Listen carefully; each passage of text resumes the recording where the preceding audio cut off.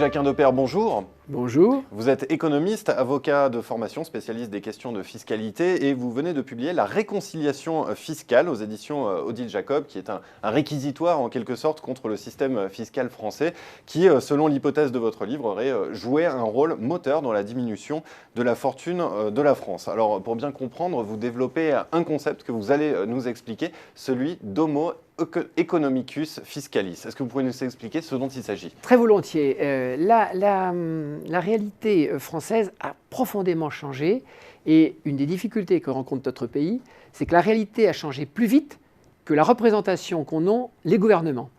Les gens, vous, moi, tous, aujourd'hui, nous intégrons la fiscalité dans notre réflexion économique.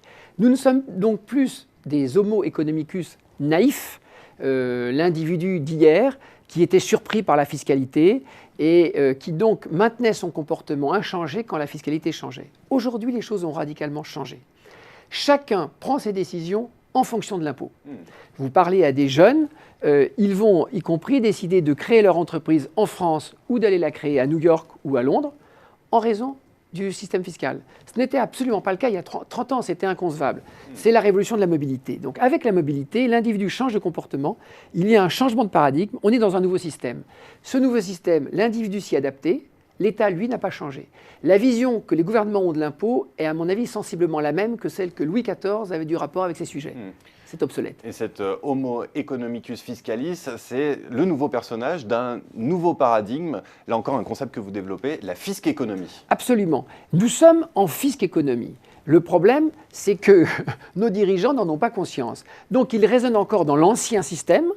Dans l'ancien système, on pourrait dire que le contribuable est enchaîné à son pays et il va supporter tout ce qu'on va lui infliger. Dans l'ancien système, la seule issue pour le contribuable, c'est la fraude. Dans le nouveau système, dans la réalité d'aujourd'hui, la solution n'est pas la fraude, la solution est le départ. La fuite. La fuite. Comme on dit, voter avec ses pieds.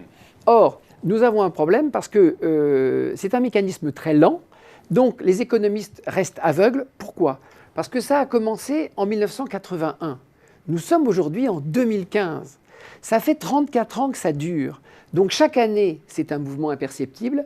Au bout de 34 ans, vous êtes dans un pays qui est en train de s'effondrer. Alors, est-ce que vous pouvez nous expliquer comment ça s'est passé? Comment est-ce que la France s'est vidée de sa substance fiscale et économique? Eh bien, vous savez, y compris, commençons par la question la plus importante du moment, qui est la question de l'emploi et du chômage. Les Français ont un petit peu de mal à comprendre que l'emploi, ça nécessite de l'investissement. Nous sommes restés dans une vision en France très conflictuelle, très post-marxiste, on va dire. Or, la réalité économique, c'est que le capital et le salarié sont finalement alliés, puisque le salarié ne pourra avoir un bon job que dans une entreprise qui investit. S'il n'y a pas de capitaux, il n'y a pas de bon emploi. Si vous êtes juste comme ça, les mains nues, vous ne ferez rien. Il y a des millions de gens, des milliards d'individus qui peuvent faire le travail non qualifié. Donc, on a besoin de capitaux, on doit attirer les capitaux. La France, qui était riche à l'origine, n'a pas pris attention, n'a pas pris garde à cette dimension-là et a laissé ses capitaux s'en aller. Donc le pays s'est vidé de sa substance fiscale. Merci Yves-Jacquin Depère. On parlera dans une très prochaine interview des moyens de récupérer la substance fiscale, puisque là aussi vous y consacrez une grande partie de votre livre. Merci beaucoup. Très volontiers.